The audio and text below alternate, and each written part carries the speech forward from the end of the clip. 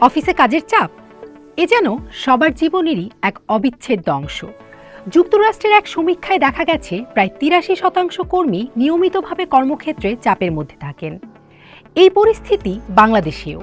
এই চাপ কখনো আসে অতিরিক্ত কাজের বোঝা থেকে, কখনো সহকর্মীদের সঙ্গে ভুল বোঝাবুঝি থেকে, আবার কখনো আসে দায়িত্বের ভারসাম্যহীনতা থেকে। চাপ অবহেলা করলে তা শুধু কাজের গতি নয়, শারীরিক এবং মানসিক সুস্থতাকেও প্রভাবিত করে। তবে সঠিক কৌশল মেনে চললে এই চাপকে নিয়ন্ত্রণে আনা সম্ভব। চলুন জেনে নেওয়া যাক চাপ সামলানোর উপায় হিসেবে বিশেষজ্ঞরা কি বলছেন। চাপ মানেই যে ক্ষতিকর তা নয়।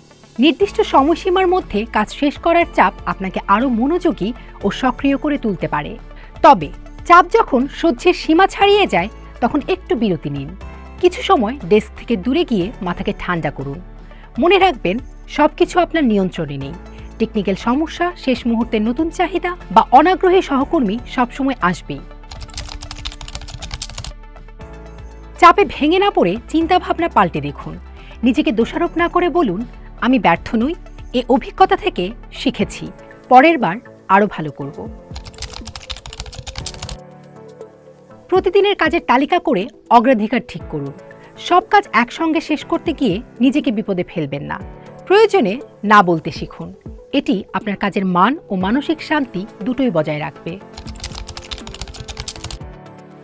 চাপ অনেক সময় একাকিত্ব থেকে বেড়ে যায়, তাই সহকর্মীদের সঙ্গে কথা বলুন, মতামত নিন বা সাহায্য চান। একটি সহযোগিতামূলক পরিবেশ কাজকে সহজ ও চাপমুক্ত করে তোলে। কৃতজ্ঞতার উপর মনোযোগ দিলে মানসিকতায় স্ট্রেস থেকে ইতিবাচকতায় পরিবর্তিত হয়। ডেস্কে একটি ছোট্ট নোটপ্যাড বা স্টিকি নোট রাখুন।